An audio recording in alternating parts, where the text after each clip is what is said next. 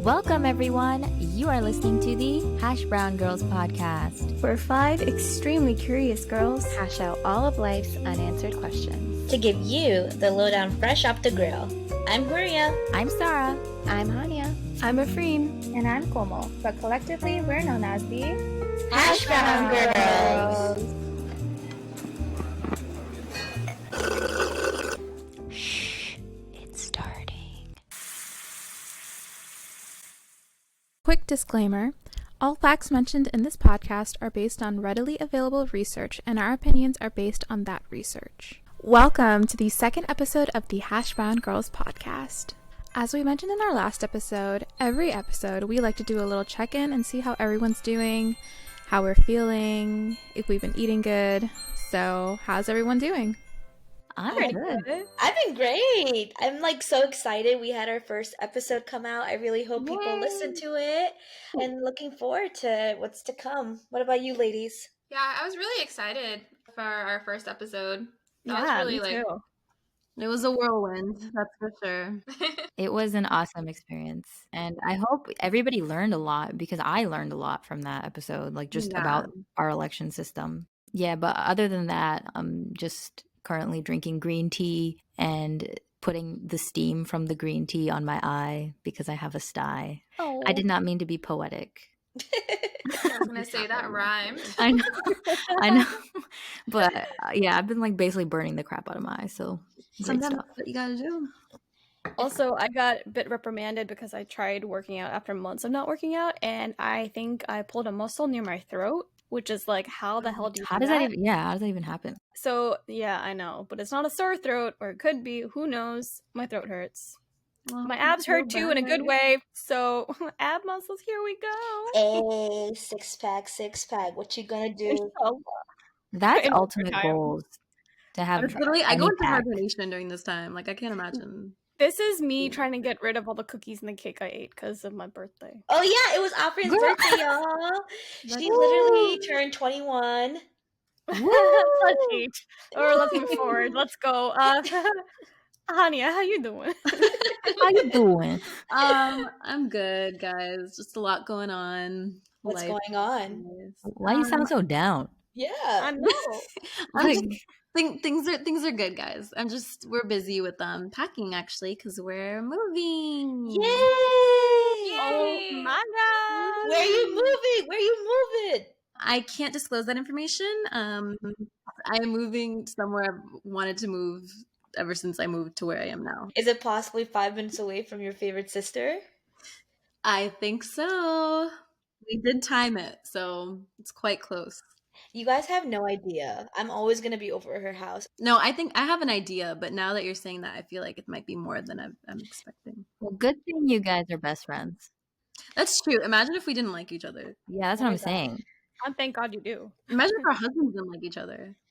Exactly. Oh my God. But they're thankfully, sisters. We're best friends. Yeah, for anyone that doesn't listen to our last episode, we are sisters. If anyone doesn't listen to our last episode, go listen to it. Yeah, listen. Yeah. You can't just jump into this one and not know who we are. How do you guys celebrate Christmas? So I have a tree in my house, and I like to do my presents and stuff. And No, you don't. No, girl, what? No, I don't. I wish I could, but what I'm trying to say is during the holidays, me and my sister, we actually spend time with our family. We have this tradition where we go to the movie theater every year, and unfortunately with COVID, it might be just a little bit different. Hania actually found a cool thing to do. Oh, what's that? I'm so curious. We actually rented out the theater for for showing. What? That's awesome. I've been wanting to do that. Yeah, I you haven't done it yet, but I highly recommend it already just because it's super cool. You can have up to 20 people and you're all spread out, obviously, because you have a whole theater. So I'm excited. And you can still wear your masks unless you're eating something. So it's not I wonder if we can still sneak in food, though. What are you doing, ladies? Yeah, what do you guys typically do? We're probably just gonna spend time with family or stay at home. We usually do go to the movies too, just because that's the only place that's open. Yeah. But I don't know if anyone else is up for that. I have a 1-year-old, so I don't know how. She's never been to a movie theater, so I don't know how that's gonna go. If we ever decide to do what you guys are doing. What are you doing, Sarah? Yeah, we watch holiday movies. What That's about it. movies? Elf. I love Elf. That's the movie we're gonna watch with our family. I love I've Elf. never watched Elf before. Shut You up. need to watch Before. Elf. That's definitely like top tier holiday movie. What are you doing, Offering? Usually we cook together and just eat around a table. Like a family should do every day. Do you guys make anything special? I don't know yet. We did something really nice for Thanksgiving. I think we'll just have a nice fireplace and puzzle making thing or play carom. What are your guys' thoughts on Christmas trees if you're not traditionally Christian? Me and my sister disagree on this, so Yeah, me and Hani, it's funny because even though we're like quote unquote best sister friends or whatever, we definitely have a lot of different Sister friend. we have like different opinions on things. and what do you mean? No, that's true. No, but it's like Yeah, it's like you guys have to like be together on one page. you guys are so annoying. What I meant was, even though we have the same upbringing, we definitely have different views on a lot of things, which is kind of cool because you have different perspectives on stuff. But I think my input as far as Christmas trees go is, if it's not really harming anyone, I personally don't really care. I think there's a limit to everything that we do, and I understand when you open one door, you're opening a lot of others. But I personally still think there's nothing wrong with it as long as it's innocent. I wouldn't say there's anything wrong with it. I enjoy Christmas more than most brown people, maybe I would say, just because it's just amazing. I love it so much. I love looking at trees and all of that great stuff. But like you said, it's just where do you draw that line? Because we are not Christian, and you're not even opening presents at this point. So why would you just have a tree, not even to have? It just mentally feels good. Yeah, I don't know. I just feel like with a tree, it's just taking it one step too far. Like, for example, with Halloween, if we start to go to actual like satanic parties, that would be taking Okay, it a but step don't we too trick or far. treat? Don't people trick or treat? Yeah, that's a whole other level. But that's what I'm saying. Like trick or treating, like that's cool and all. Like if you want to exchange presents on Christmas, it's cool and all. I mean, to each their own. It's just, if you want to have a tree, it's cute. They're cute. I like them, but I love seeing other people do it. Yeah, I like seeing people's trees, but I just personally wouldn't do it. Exactly. I feel like, especially after kind of what our podcast today is about, I think I kind of changed my mind on certain things. At first, I was like, maybe we shouldn't be doing it, but now I feel like it's a little different, which we will discuss. So, we want to get into today's? What are we discussing? What are you talking about? Yes, I want to know. What's the topic? Is Christmas actually the most wonderful time of the year? Ooh, let's hash it out.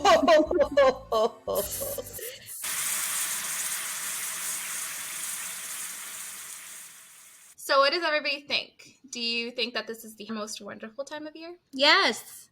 Yes, absolutely. It's the most wonderful time of the year. It's the best time of the year. Yes and no. It's the most wonderful. So whoever said yes, why?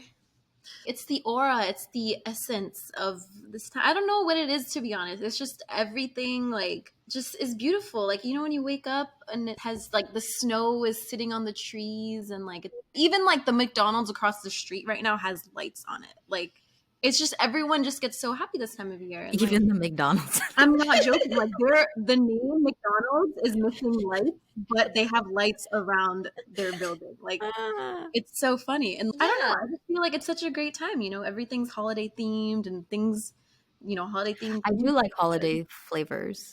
Do you like? That's true. Me too. Like the Starbucks peppermint mocha? Yeah. The Irish cream golden was amazing. The candy cane Hershey Kisses, just everything. It's just everything, I think, within limits, because I feel like when you start stressing yourself over the small little things, of course, it's not going to be the most wonderful. But I think it is the most wonderful time because what do we do throughout the whole year? We look forward to the holidays. We get excited to see our families and just, have good old jolly times. Time off from work. Yeah. You guys make excellent points, but I think to really get into the question, we need to discuss the origin of the holiday, how it transformed into what it is today, and the impacts with the way we celebrate. So, does anybody know what the main celebratory holiday in the earlier years of Christianity was before Christmas? Santa's birthday. That's a good guess. That's an excellent guess. Santa's like menas, napas. Well, that was an excellent guess, but no, it was actually Easter. So it wasn't until the 4th century that the church decided to declare that the birth of Jesus as a religious holiday. But there was a problem that the Bible didn't mention when Jesus was actually born. So I think the question also stands as in like, how did Christmas, which is the celebration of Jesus's birth, come to be? And to answer that, we have to go back almost 5,000 years. In the years before Christianity, cultures all over the world used to hold festivals for the winter solstice. This was the mark of the shortest day and the longest night of the year. And many winter solstice festivals are focused on the concept of birth, rebirth, light, and fire. So an example of cultures that celebrated the winter solstice was in Iran. The pre-Islamic religion of Zoroastrianism celebrated Yalda, and Yalda literally means birth. And they celebrated it during the longest and darkest night of the year, which we know is around this time. And it was a celebration of the birth of Mithra, which is the goddess of light. And it's basically celebrated because of the victory of light over darkness. And during this time, family and friends would gather together and eat, drink, and read poetry. Foods such as nuts, pomegranates, and watermelons were eaten, and the color red was very significant and symbolized dawn and a glow of light. Is that why Santa's red? Because of that red? You'll see like the other examples I'll give. Red and green, I never saw that it was stated as such, but I think they still came like passed down from different kind of like festival celebrations from different cultures. That's so cool. Yeah. So in ancient Rome, they celebrated Saturnalia. This is celebrated at the end of the harvest, and it derived from the Roman god of Saturn. And during this time, food and drink was plentiful, so people celebrated. According to sources, Roman social order was turned upside down. Slaves would become masters, peasants were in command of the city, schools and businesses were closed, so everyone could enjoy and celebrate. I think the most interesting fact from this time was that the Roman upper class also celebrated the birth of Mithra, just like in the religion of Zoroastrianism, also celebrated on December 25th, which is considered to be the holiest time of the year. Now, the next part is where it gets even more interesting. This is where I found more similarities between Christmas and the winter solstice festivals. So, pre-Christian Scandinavians celebrated the Feast of the Jule, or Yule, which is the rebirth of the sun. Again, this festival fell on the shortest day and the longest night of the year. Sources state, and I quote an article from history.com, "In recognition of the return of the sun, fathers and sons would bring home large logs called Yule logs, which they would set on fire. The people would feast until the log burned out, which could take as many as 12 days. Another interesting similarity between the two celebrations is the presence of evergreen trees, pine wreaths, Yule log, and mistletoes.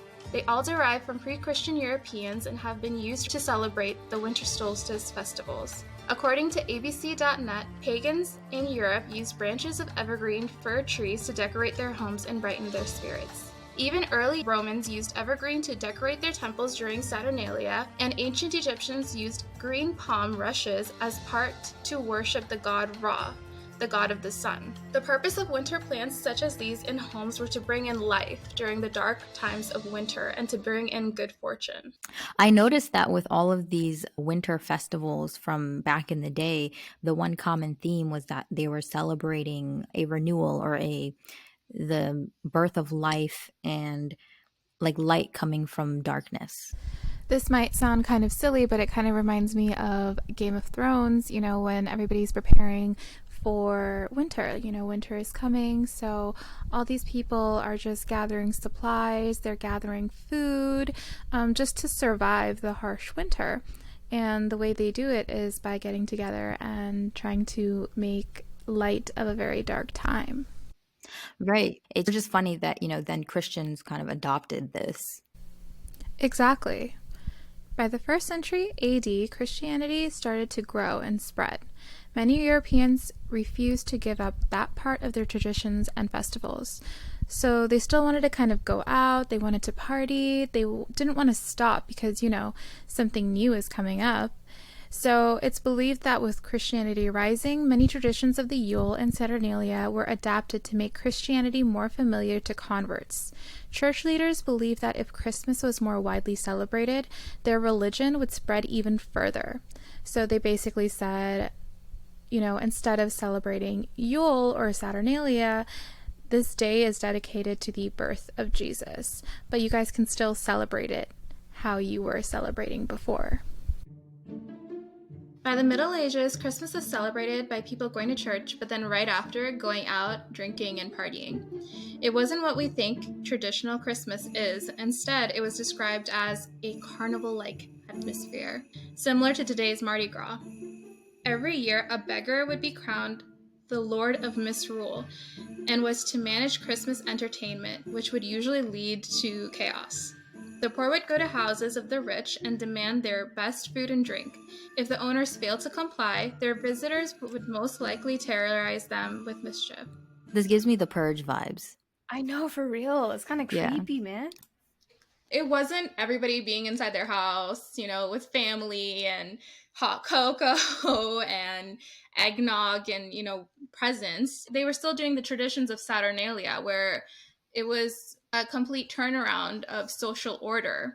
So this was still people going out, getting drunk, partying, doing whatever they want, trashing the city, causing chaos. There was no sense of how we know of Christmas today. So is there any religious significance of Christmas? Right. I mean, Jesus wasn't even born that day, right? That's true. I don't think that he wasn't even born around that time. So it was actually the time for the harvest. I know that in the Bible, I think Luke, someplace in that section. We're not Sorry, Christians. guys, not that well versed. Disclaimer. Anyways, so at this time, this is in the Bible when Jesus was born, when the shepherds were watching over their flock. That doesn't happen around the wintertime like what it is right now. So yeah, for sure. This is definitely not when Jesus was born. And then also, I think it was mentioned that Mary and Joseph were traveling to this Roman census, and that did not occur around the wintertime, December time, because it's too cold.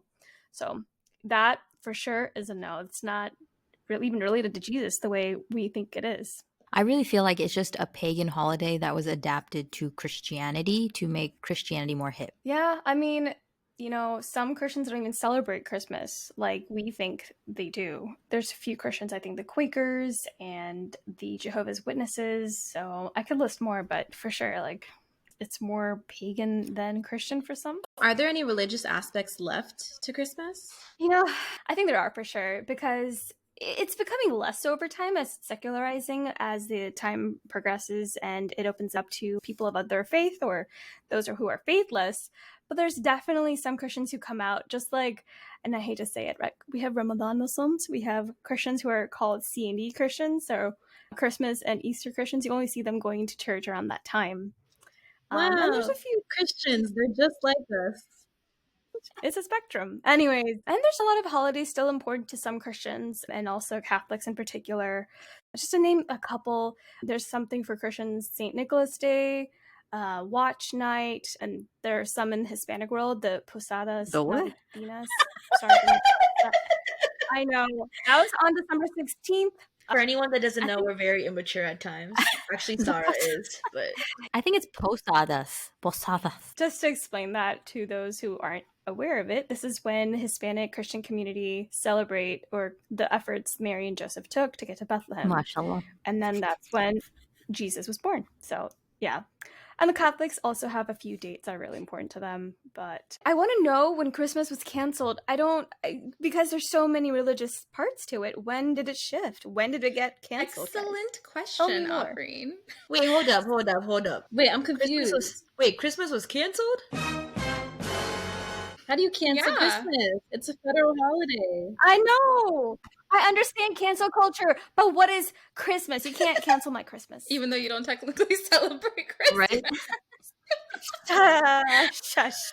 So, during the early 17th century, England was going under a religious reform. And I don't want to get too deep into that because you guys can just Google Puritan history yourself.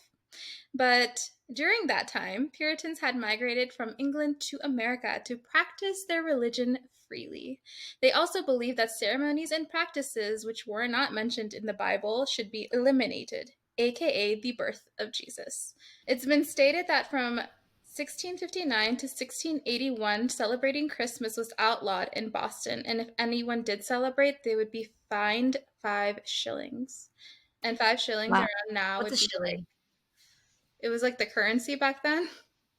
And 5 shillings around now, I was asking for the currency exchange rate, but I'm telling you, it would be like about $20. Oh, well, it's interesting that you mention the Puritans and how they wanted to cancel Christmas because Oliver Cromwell, who was the leader of the Puritan movement, his parliament actually sat on Christmas Day to make sure that nobody was celebrating Christmas. And on Christmas Eve, the Puritan townspeople would scream, "No Christmas, no Christmas," to make sure that literally no one celebrated. So I just think that is really doing the most. They wanted Christmas to even be a day of penance where you just repented for your sins. And that's so interesting because this is only in like New England settlements.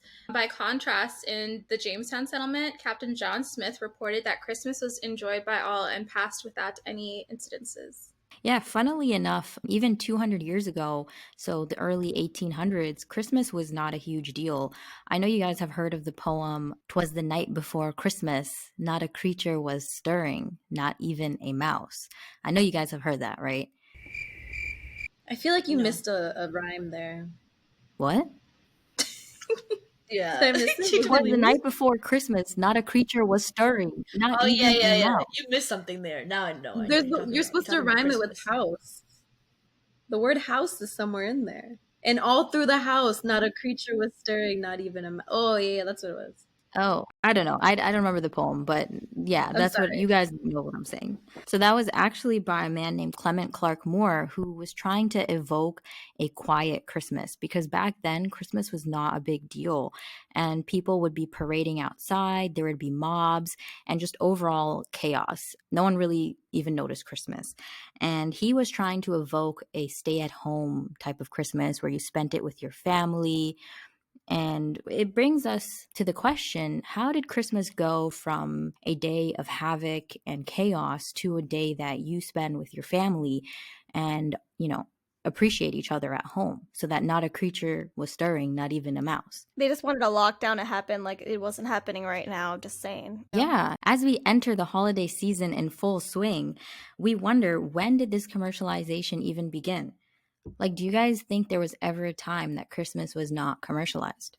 Not that I can remember. I actually just Yeah. talked to my husband about this, and Christmas is a completely commercialized thing. Like since we were kids, we Mhm. watched Home Alone, we watched all these movies. I think, like, even when we go to the mall and stuff, like, you have to go and, like, buy the picture with Santa. So how is Yeah. it not commercialized, And not even that, like, I think of, when I was a kid and my dad was working at Macy's, like, during this time of year, he would always be at work. Always, always. And it's like, it's just such a big part of people that work in retail and stuff. They're not really getting to enjoy it as much. It's all Right. about. They end up working long hours. Exactly. It's the most wonderful time of the year. So the short answer is that in the US, there was never a time that Christmas was not commercialized. And during the early 1800s, as I mentioned, that Christmas, it wasn't really a big deal. That's when we started to see like these subtle forms of commercialization start to creep in. So people would celebrate at that point, maybe with a small church service or maybe some small gathering, but it was just another day in the year.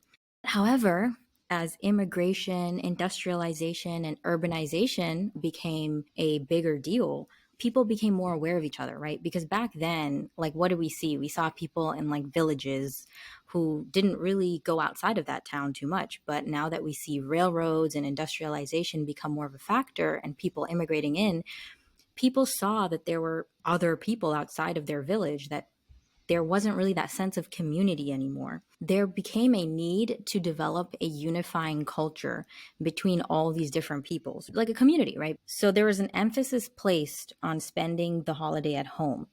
which is a stark contrast to the rowdiness that was Christmas not too long ago. And why the home specifically? Because the home provided an orderly, moral, and nurturing refuge from the increased crowding, competition, and contention in the public world.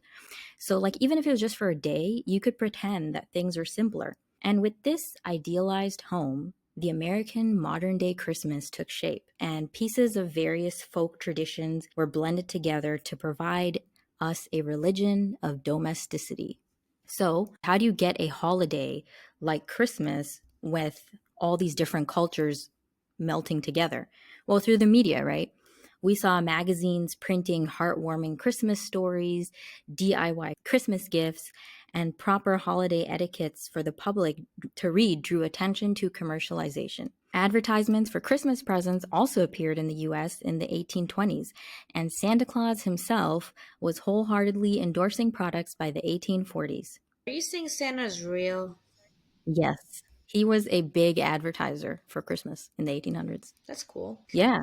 And so that Clement Clarke Moore poem that I mentioned earlier, it was written for his family's entertainment in 1823, but it soon was endlessly reprinted every Christmas season in the newspaper so that everybody could read it. Everybody could know that, okay, not a creature is stirring. Like, it's a quiet day that you spend with your family. Wait, sorry, you're telling me there's Santa propaganda? Basically, yeah, they had to create this culture of being at home with your family. Not partying like it's Mardi Gras. Exactly. They were trying to disassociate Christmas from that whole vibe. So when we started seeing these Christmas-themed magazines flying off the shelves, other businesses followed suit. The most remarkable instance is Godey's Lady's Book's iconic picture of a family around their Christmas tree. Now, at this point, the emphasis was of a family around a fireplace. But when this picture came out, it got so popular that the Christmas tree became a household family tradition by the late 1800s. Because prior to this, it was seen commonly in German households, but afterwards, it became an American tradition. And trees and ornaments naturally turned into a profitable business. This is what one advertisement declared. So many charming little ornaments can now be bought ready to decorate Christmas trees that it seems almost a waste of time to make them at home. So now, of course, when you hear that, like, why are you going to waste time making your ornaments? You're going to go and buy them. Right, exactly. So it's one thing after another, right? They're Convenience. commercializing. Yes. And by the late 1800s, Christmas cards became a huge national tradition versus writing handwritten letters and giving personal holiday visits. The cards' ready-made sentiments drew together friends and families across a nation that was rapidly expanding, making them a staple every December. The 1870s, gift giving also became a huge tradition. Now, you must be wondering why. Well, because obviously, as the nation is expanding, it became harder to express your love and show people that you care. And so, gifting people things was the easiest way to do it. And in fact, the magazine Harper's gave early voice to this link between gifts and givers, stating in 1856, "Love is the moral of Christmas, and what are gifts but the proof and signs of love?" I see Offering dancing while you were talking. Thank you. Thank you. So also, I feel like we can't not mention this next book, A Christmas Carol by Charles Dickens. It became a national phenomenon. Charles Dickens was named the man who invented Christmas. So no publisher actually wanted to publish his book because, again, in the early 1800s, Christmas was not a big deal. So publishers didn't think it was profitable. And he was really desperate to write another successful book. So he just published it himself because at that point, he hadn't had a successful book in a while. And he just took on the burden of publishing it himself as a symbol of hope and renewal, because he was hoping that not only would it renew the spirit of Christmas, but hopefully renew his reputation too. And he was right, because by the turn of the century, the book's readership was second only to the Bible's. But you know what's ironic is even though this book basically changed his life and he became the man who invented Christmas, it's alleged that he stole the manuscript from someone else, or didn't steal it, but he took it from someone else and then he revamped it and published it, because that's how he was able to write the book in like 6 or 8 weeks, because he already had the manuscript, so he just had to edit it. Wow.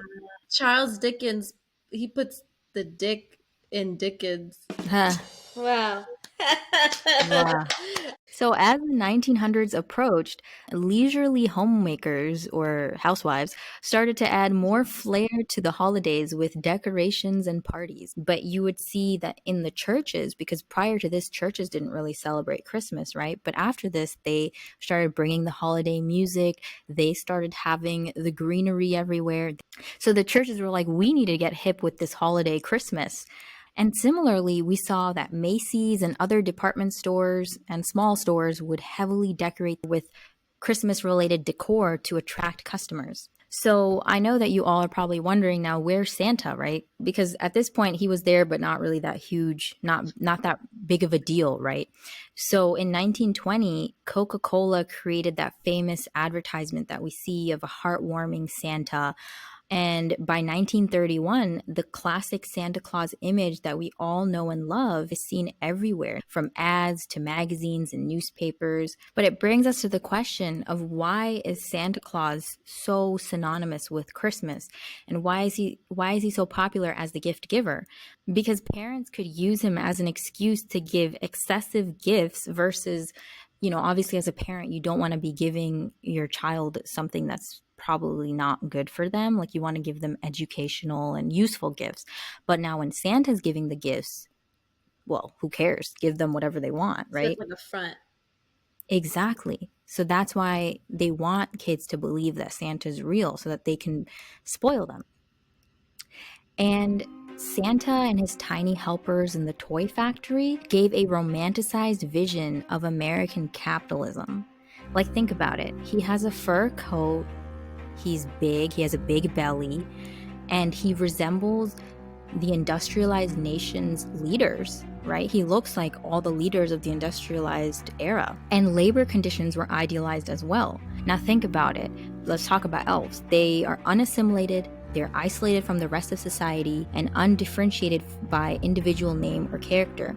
Can you name a single elf? No. Because all they were known by was their hard work and cheerful attitude and being unselfish.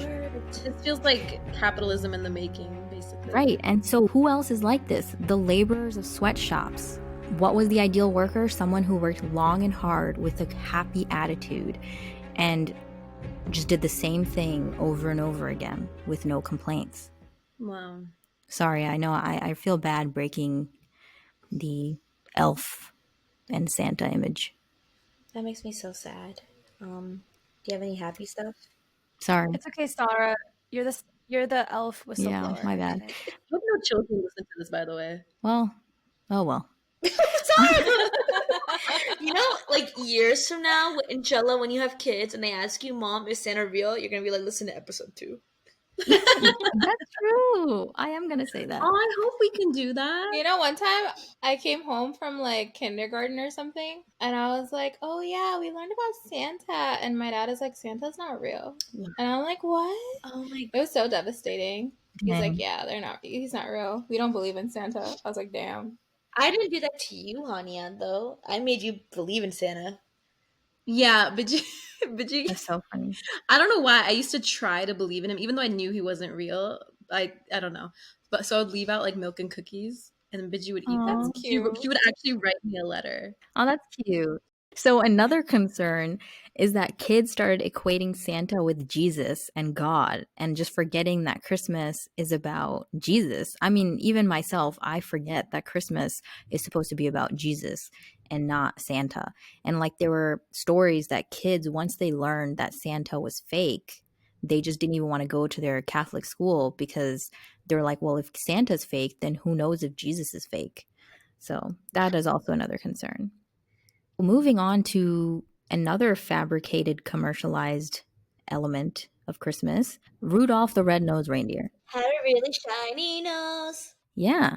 He was invented in 1939 so that the department store Montgomery Ward could give away millions of copies of his heartwarming story and attract customers inside.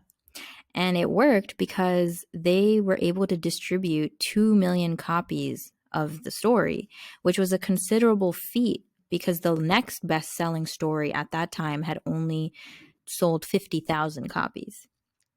So overall, I feel like the commercialization of Christmas has become so ingrained into the holiday that I can't even imagine it without all these commercialized elements. So although there is a bit of messed up history behind the commercialization, there was always meant to be a balance. Like, this commercialization is there, but it's supposed to help you and help your families. I guess my other question is, was it only in one part of the world? Was this kind of like a thing that was happening all over the world? Christmas has kind of traveled across the world in different ways. So in some Western countries, it's huge, like in the UK. A lot of TV shows have special episodes. There's something called the Christmas cracker that I think they do in the United States too. Christmas cracker. Christmas cracker. So if two people pull on the cracker, someone will get the end and will get that free gift. They'll win the game. So it's a game they do in the UK.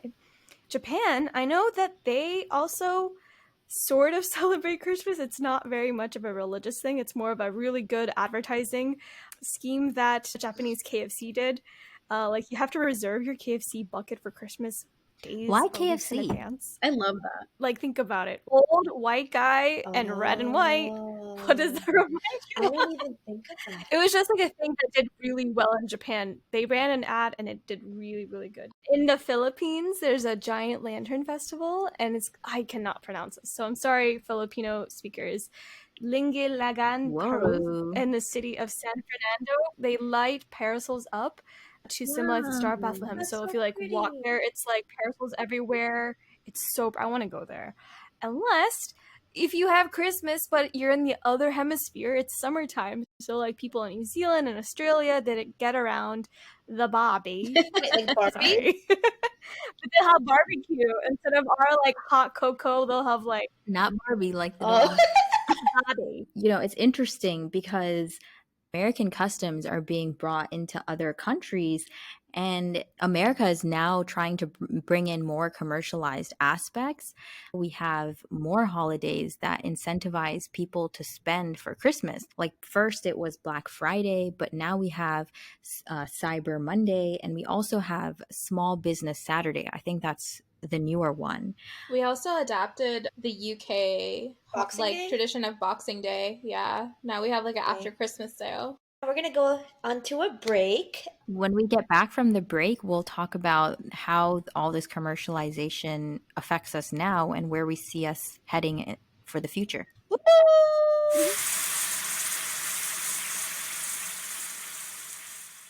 Hey guys, we're doing something special during our break, and guess what it is? What is it? We're gonna do a Secret Santa. Yay! Woo! So we're over What? here like our local Santa. So just some ground rules of what we kind of decided on together. We had a $20 spending limit, so it was kind of a challenge to find something unique and special. This is a little different. We're actually going to announce who we are as that person opens their gift, so they don't have to guess, but the gift giver has to say, hey, why does this mean something so special for the person getting the gift? I'm so excited. First on our list is going to be Sarah. It feels like something very squarish, so I think it's an echo. I don't know though. If I guess right, that's gonna be insane. Oh my god! Oh, what is this? It's a cat paw candle. That's so It's a candle in the shape of a paw. Note to our listeners, we are doing this over camera, so everyone's watching each other. Oh my god, it has a paw God, in that the is bottom. so I was very excited. It's a paw. Oh, Oh, it smells really nice. Oh my god, this is so cute. Ooh, sandalwood jasmine. got you scent. it? It smells good. It was me! I was gonna say. The way Hani was smiling, I felt like it might have I felt like a parent watching their child open their Christmas present. I was gonna say the way she was smiling. Oh, face mask. You got me a mask. Thank you so much, Hanya. This is so Why'd you get it for her? I got it because Sarah loves skincare and cats. So I literally saw that. No, That's Sarah. I was like, I think Sarah needs this in her life. Love you. Love you. Next, I'm gonna choose Huria. Me? Is it this? Oh, That's so cute. What's that? Those are so cute. We're gonna match. I Like, have I those on my too. foot. You know, I don't have a single pair of slippers. What color are they? Oh, this is gonna be really good for you. nude. I love you. Oh my god, they're so soft. Oh, They're so soft. Who gave it? Who gave it? Is there a note? I think I know who. Oh, I think I have an idea. Can I know guess? who. It's Miss Bougie. Sure. It's Como. Is it Como? I knew it. I love I knew it. it. Thank you. Why'd you get it for her? Because I think she just deserves something nice. She works so hard and she sometimes needs time to relax and she can just kind of wear them around the house while she's working from home and That is all that. so cute. that's really thoughtful. Oh my I like god, that. I'm gonna cry. That's so sweet. Thank you. Yeah, that was like a I nice literally surprise. found them because I thought they were so cute, and I have a pair too at home, and they're so soft. And I texted Hanya. I was like, "Yo, what's her shoe size?" You know, I would have put two and two together. And I she's forgot like, that's on your recipe. Oh, I'm so they're so dense. soft. I feel like I'm on Wow. pillows. I'm so Good. glad. Thank you so much. I love you. Welcome. Look, I'm wearing Standing on cloud nine. Oh my god, they look really comfy. They're so comfortable. I'm gonna sleep in them. Yay. All right, Hanya, you want to go next? It says smile on this. That's so cute. Is there a note? With love and a little mystery from Santa Claus? Santa Claus. It is a soft Santa light give and humidifier. Can I open it? Yo, those are so good. already excited. Honestly, I feel like packaging tells me all I need to know. And the packaging Really? is really cute. Okay, so it's me.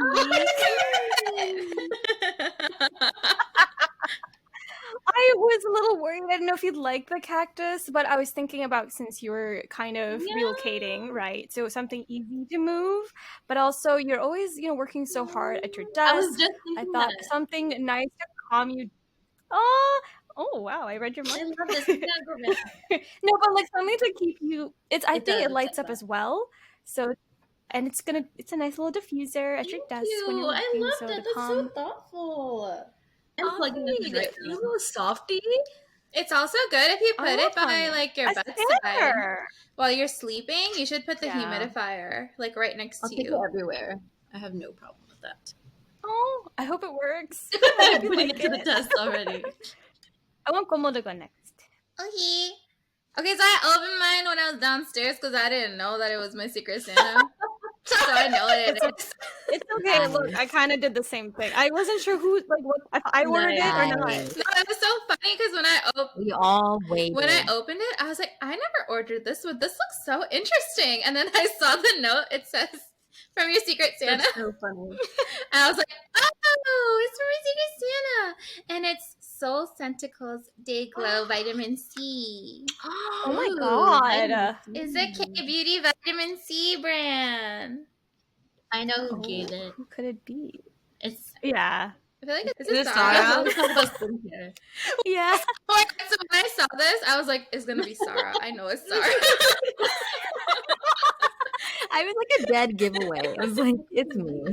I love it. I love it. I can't wait to try it. It has all 5-star reviews, and I just remember first off, we always talk about skincare, so that's why I got that. And then I know you like K-Beauty, so then I was like, oh, this product is perfect because not only is it a vitamin C serum, but it's also hydrating, so it'll hydrate your skin and also treat. You know it's legit because the bottle it comes in is dark, which is what vitamin C is supposed to be in a dark bottle. Yeah, and it's with ferulic acid. I love this. Yeah, Thank and I you. know that you like vitamin C, so I was like, okay, I think we'll be good with this one, especially because it's hydrating. Thank you. I love it. Last but not course, least, yay. Afreen. Ooh, I have 2 packages with my name on it. So, are there 2? Yeah. For real? Yeah. Okay, just wanted to make sure. Wait, I'm reading. This was a trick. I actually wanted to not guess at all. I mean, I wasn't gonna guess, but okay. So, oh my god, these look really soft and What is cute. it?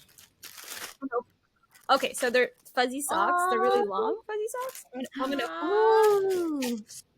Go ahead. So there are 5 socks equaling 5 of us, and each of them have like different spirit animals, like pandas. I tried to find one that had a hedgehog and all that stuff. So I just thought whenever you're wearing them, you can think of us. And I think one had a Who's a cat. monkey?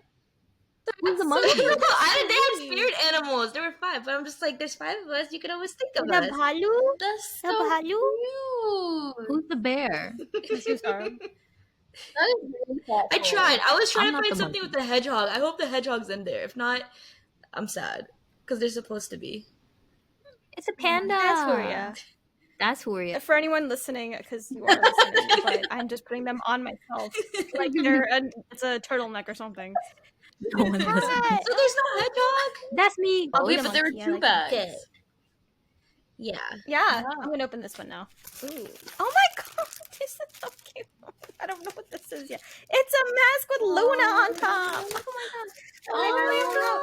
Oh, that's Cute. That's I so want one. funny. So for those of you who are Because listening, I'm wearing That's so cute. it's a Luna mask. This is Huria's message to me. Happy holidays to one of my dearest friends. I love you so much and can't wait to create many more memories together.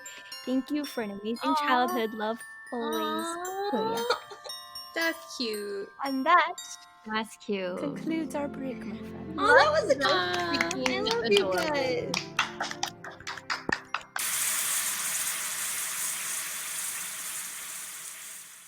So now that we're back from our very heartwarming break where we exchanged gifts and expressed how much we love each other, Sarah is still sniffing her candle.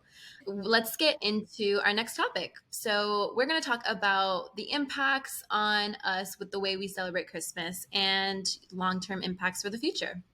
As you all know, and how we've been talking about, Christmas really has become a worldwide holiday in the sense that it's celebrated by people that don't even practice Christianity. You know, it's a cultural aspect at this point. Everywhere around the world, people have just taken it all in. I can definitely say I'm one of those people. And, you know, everyone always talks about how the holidays are the happiest time of year, which they can be. It doesn't matter where you live. This time of year, you'll see twinkling lights everywhere you go, trees erected not only in households, but in every public area, everywhere you go. The seasonal drinks at Starbucks, which is a personal favorite.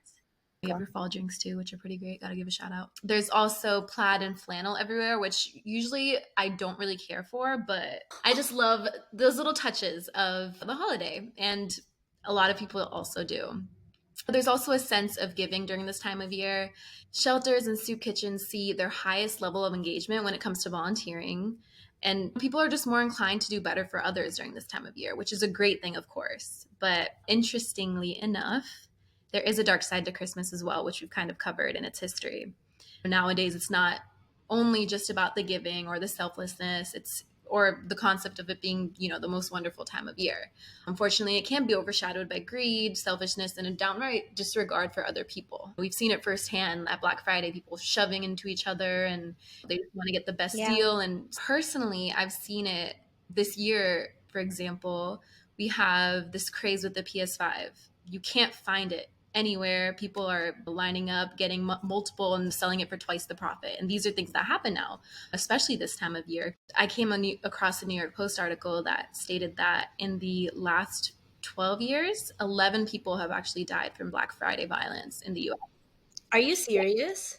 Yeah, well, you always hear about someone being injured and stuff, but the fact that people are dying literally in person, and it's just 11 too many deaths. It just seems like it could be completely avoidable if people weren't so, I feel like passion is too soft of a word. They're just too aggressive. It is. I just feel like it's ultimately kind of what you're saying. People start to lose the real meaning point of it, Christmas. right? Yeah. Yeah. And like we said earlier, it's essentially the commercialization of the holiday that's become so popular, which has brought out the worst in people to an extent. Black Friday became the term because retailers would go from being in the red to being into the black that day, meaning that they would make a lot of money that day. So they're definitely taking advantage of that. And it's no longer just about the holiday that we're celebrating. It's the fact that people are waiting around to get the best deals and keep those things for themselves. They're not even giving them out to other people. And it's funny because now we have things like mall Santas, like we said earlier. We have Christmas cards. There's a Yule log burning on the TV all day. But it's not just the commercialization of Christmas time and the holiday season that's really the problem. There's also the topic of seasonal depression. Christmas affects people's mental health, and that's no surprise, but it's not something that's really widely talked about. But with the rise in mental health awareness, I think it's important to note that people can be lonely this time of year if they don't have anyone to celebrate it with. And each year, about 5% of the adults in the United States experience seasonal affective disorder, SAD for short, which is a type of depression during seasonal patterns, especially during the fall and winter months when there are fewer hours of sunlight. I think a lot of us can Sad. get seasonal depression at this time of year. It's just you're not getting as much vitamin D naturally, and it's just bound to happen. Right. I think I get Yeah. sadder around this time of the year as well, because especially when I used to commute to work, because I'd leave in darkness and then I'd come home in darkness, so I missed all the sunlight. And I can't even imagine how people must be feeling who are alone during the holiday season because of So COVID. true. Holiday depression and sad are two distinct mental health conditions that are real during this time of year. And we are going to be seeing it more than ever. As we get closer to the holidays, many people wonder if this will be the year we will see symptoms worsen, as we are dealing with COVID-19. And with the flu, the shorter days, it's like a combination more than ever. And people experiencing symptoms of depression in the US have already increased by more than 3 times. So from 8.5% to 27.8% of the population since mid-April, and this is all because of COVID. I mean, if you think about it, we've all been cooped up in our homes since March. So going on for this long, it's been about 9 months, and it's the time of year where you want to be, for the most part, with your family, and you can't. So Exactly. You were in a pandemic where that's limiting social interaction, and people are already dealing with a lot of anxiety. I personally know a few people during this time that even have lost jobs, yeah. unfortunately, and that's another burden that's going throughout all this. So it's one thing after another that's literally leading up to depression just rising, and it needs to be more talked about or spoken about to spread that awareness. There's a psychiatrist that goes by the name Julian Lagoy who pointed out that the combination of COVID, the winter season, and this seasonal affective disorder, it's never happened in human history, and things will be much harder for people with SAD this year. There's going to actually be a higher risk for depression since the pandemic is making it more stressful, lonely, and depressing for everyone as it already is. And I'm not even sure if you guys are aware of this, but it's actually more common in women than it is in men, Nice. too. So we already have the struggles of everything else going on in the world. Then on top of that, we have to deal with this. And there will be instances due to current circumstances that people will develop SAD if they've never even, had it before due to all the shortcomings that we have. And I think, like I mentioned before, now is more the time than ever to spread awareness. So it's kind of like talking about it. We should also let people know that if you're feeling down and everything, there are hotlines, there are things that you can do to, ask for Yeah. help and guidance And to I make think sure that's that that's you're the reason why we are so lucky, us having each other too. It makes a huge difference being able to have that kind of a group of That's girls. true. Yeah. I know that a few places are actually doing like meal drop offs, like they were doing it during Thanksgiving, and I'm sure they'll be doing it again for Christmas. That'd be really cool. What do you mean by meal drop-offs? There were a few people who made like meals in bulk, and then they dropped them off to anybody who was in the area and messaged them saying that they were going to be alone and Oh, that needed is a so Thanksgiving meal. kind. See, that goes back to, it's not all doom and gloom, right? Yeah, I mean, I think ultimately it's what we make of it, like we can let all these factors take over us, or we can find that balance and make it still a heartwarming So, holiday. yes, absolutely. I'm with you on that. But I'm about to take you back I down. feel like she has some I'm about bad to take you news. down Depression Road one more time. So I wholeheartedly agree with you in that sense. That takes us back to the good of the world and everything. But I do want to point out that during the Christmas season, there is a lot of, aside from, us having to deal with seasonal depression and issues of commercialization and people being super greedy, it's not just humans, right? It's the environment. During the Christmas season, which is such a small portion of the year, we as a nation eat 80% more food than during the rest of the year. That's why January 1st you'll see my butt at the gym. But anyways, the downside to this though is that we're producing excess waste and pollution to the point where we're binging 230,000 tons of food during the Christmas period, which is nuts, guys. And it's not just food. It's excess wrapping paper, which is super wasteful as well. In 2016, we threw away no less than 227,000 miles of wrapping paper. Miles. What's wrong with That's enough us? to wrap the entire island of Jersey. Additionally, if we placed all of our Christmas cards along with one another, they would stretch around the world 500 times. It doesn't end there. There's more. Artificial trees have a carbon footprint equivalent to around 40 kilograms of greenhouse gas emissions, and the main material in artificial trees is plastic, so they contribute to the plastic pollution problem around the world. Artificial trees are non-biodegradable. They are sent to a landfill or are incinerated, which again has a terrible impact on the environment via emissions. So that's just pretty awful all around. We're obviously much more wasteful, and us as a group, we probably don't contribute to that waste that much because we don't celebrate this holiday. But thinking about how much shopping we might do and stuff like that, we kind of do in a way. So we're not completely in either. I was gonna say, because I mean, I shop Black Friday, Cyber Monday, and I don't celebrate Christmas, but I still we did a gift exchange, even if we don't necessarily celebrate the holiday. So I think one takeaway is that sustainability is rising in popularity. So I think we should jump on the train more so than we might already have.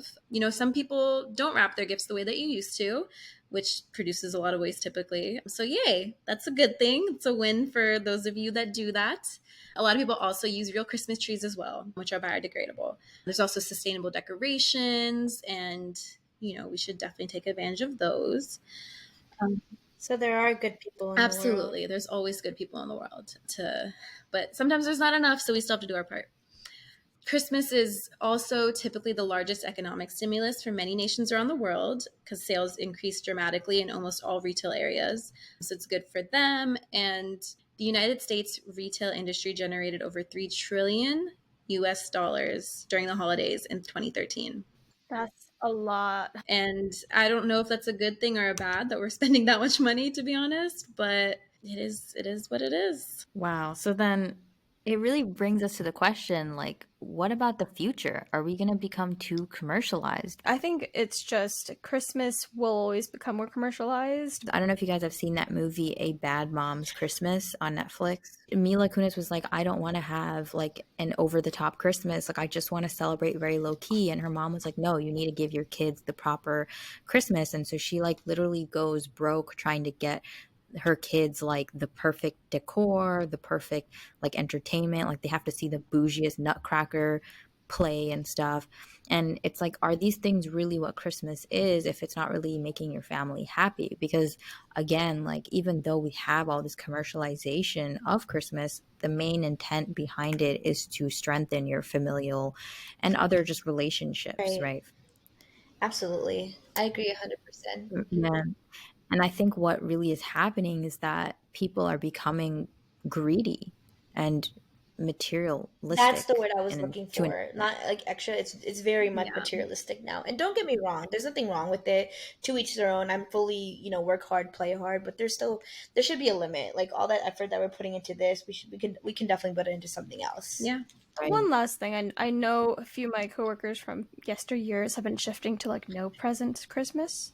They just don't give each other like family or their extended family presents. Just they'll donate on their behalf, which I think is I think it's slowly shifting. Maybe not everyone's going to do that, obviously, but Right. it's something that's being practiced. So there's some future there's some good to look in the future. Yeah, I mean, you can't really blame people altogether because the market isn't really helping us either, right? Because they're adding all these holidays. Like, we just got Small Business Saturday. Like, can you imagine how many more holidays they're going to? I mean, this one's good because you're helping your local economy. Yeah, That's of really course, helping. of course, Small Business Saturday, like it has a good intention, but I'm just saying that it's an example of a further incentive to commercialize the holiday. Well, I want to kind of come a little full circle with this because I know we went down a kind of dark path over here, but I just want to reiterate that there definitely is the side of the holiday season, which is super wrapped up in, Black Friday sales, commercialization, people being sad, and those things are definitely there and they're real and they're valid. But I hope that we can kind of see past the negative implications and try to make the most of it, and remember that at the end of the day, it's not only celebrated as a part of religion, just speaks to that so much. It's not only about these things, it's the culture is what makes Christmas so important, and the values hold the same weight, and this will most likely stay the same throughout history. 100%. So with that being said, knowing what we know now, is Christmas really the most wonderful time of the year? Yeah. I think it's what you make of it, right? I feel like, Christmas for me, after going and doing all the research that I did about its origins and, how we're discussing how it's shifted towards modern times and kind of like the impact it has on us. I think what it's appealing is that you don't necessarily have to be a Christian to really get into the holiday spirit and be appreciative. I agree. I mean, it is the most wonderful time of the year for people who are celebrating and have a positive mindset towards the holiday. And even if you're not celebrating, I think there is something about the season overall that just makes everybody like in a good mood. I think it's just important to remember, like how I've said before, just the balance of your family, of the sentimental values. And if you want to associate the religious values with Christmas, remembering those too without getting too lost in the commercialization. Right. Because at the end of the day, like, what are things without the people you love behind them? Nothing. That's Beautiful. cute. That's deep. I like that. Audrey, what about you? So I think it is. I mean, there's so many things that are being celebrated across the world too. Like, I think I want to kind of elaborate how much joy and love this time brings for everyone. So in that view, I definitely think so. But like for I also say no, because there are other holidays that I celebrate that give me the same joy. What about you, honey? Well, duh. I mean, I've expressed it pretty openly during this episode. I just feel like, I mean, it does go back to what Como said too, though. It's what you make of it. Seasonal depression is definitely a thing. And whether I'm having a bad day or something like that, if I sit down and Hottest puts on the TV and Home Alone is just playing, I will immediately be in a better mood, just because it's just a feel-good movie and it goes back to those values, and I just love that. And it's one of those things where you can't put really words to it. You just feel lighter and happier, and it's those small things that can bring you out of the literal darkness that is outside right now. Absolutely. Yeah. I think we all definitely have a consensus here because I agree with you guys also. I do believe it is the most wonderful time of the year, only if we let it. Let's stop, commercializing. Let's stop, if you see someone alone, just reach out to them saying, hey, do you want to come over? Just give them a call, whatever the case is. Let's go back to the simpler times of it all. Christmas was supposed to, it was created to remind people of the simpler Exactly. days of when they used to be in a town or a village, So just to conclude, I really hope you guys enjoyed this topic and were able to learn a whole new bunch of things regarding Christmas, the origin, and kind of where it is today, and hope you were able to get a better insight of whether or not it really was the most wonderful time of the year. And let us know what you guys think. Like, answer our question. Do you guys think that this is the most wonderful time of the year? I want to know. Yeah, what do you guys think? We'd love to read your comments. For sure. We will release these on a monthly basis, so stay tuned for the next episode. See ya!